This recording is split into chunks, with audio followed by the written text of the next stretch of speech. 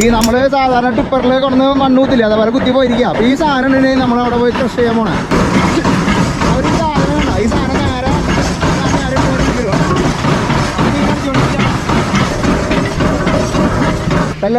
കല്ലടിച്ചതിന് ശേഷം ഇത് സ്ക്രീനിലേക്ക് വരുന്നു. ഇതിൽ നമ്മൾ ബ്ലാങ്കറ്റ് യൂസ് ചെയ്തിട്ടുണ്ട്. ഈ കാർപ്പറ്റ്, അതെ, ബ്ലാങ്കറ്റിലേക്ക് സ്ക്രീൻ ചെയ്ത് നേരെ സെപ്പറേറ്ററിലേക്ക് വരും. അപ്പൊ ഇതിലേക്ക് വീഴുന്നത് ഈ സോയിലിൽ നിന്ന് സ്വർണ്ണം നമുക്ക് ഫ്ലഷ് ചെയ്യുന്ന സമയത്ത് നമുക്ക് കാണാൻ പറ്റും.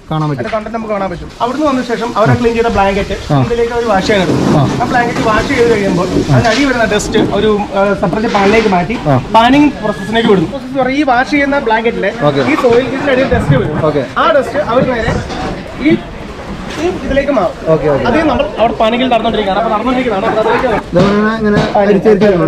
അപ്പൊ ഈ കാണുന്ന സ്വർണ്ണം ഇവരിങ്ങനെ ഊറ്റി എടുക്കട്ടാ, മറ്റേ ഗോൾഡ് ആക്കി എടുക്കാം, മറ്റേ കട്ടയാക്കി എടുക്കാം. അപ്പൊ അങ്ങനെ ഗോൾഡ് ഇങ്ങനെ റൗണ്ടായി തെളിഞ്ഞ് വരുന്നുണ്ടാ.